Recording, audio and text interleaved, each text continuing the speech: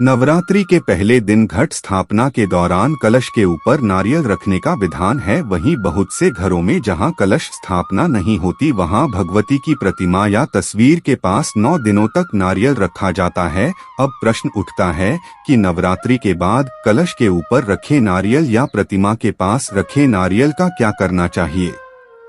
मान्यता है कि अगर इस नारियल का सही तरीके से विधान नहीं किया गया तो माता रानी नाराज हो सकती हैं। साथ ही आपकी 9 दिन की पूजा के संपूर्ण फल में भी बाधा आ सकती है।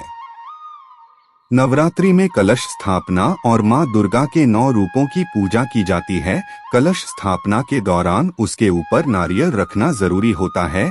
कलश स्थापना जितने विधि विधान से हम करते हैं वैसे ही कलश हटाते समय हमें कुछ बातों का विशेष ध्यान रखना चाहिए। धार्मिक मान्यता है कि ऐसा नहीं करने से मां दुर्गा रूठ सकती हैं और 9 दिन में हमने जो मां की पूजा अर्चना की है उसका फल भी हमें नहीं मिलता है।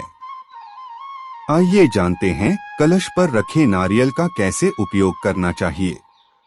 नवरात्रि के बाद कलश पर रखे नारियल को लाल कपड़े में बांधकर हम अपने पूजा घर में रख सकते हैं। मान्यता है कि ऐसा करने से साल भर माता रानी अपने भक्तों पर कृपा बनाए रखती हैं।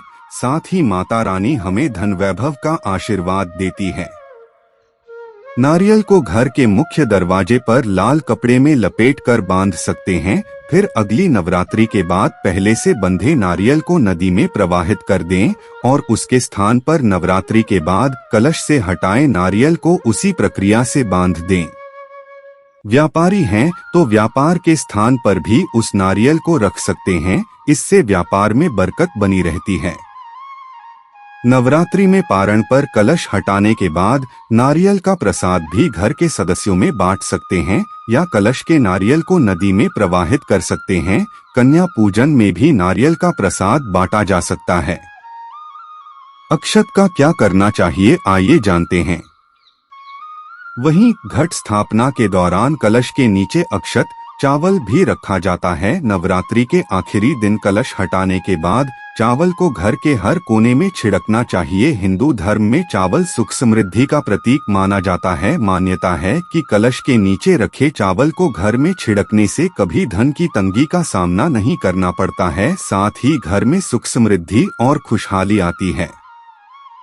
कलश के जल का क्या करना चाहिए आइए जानते हैं।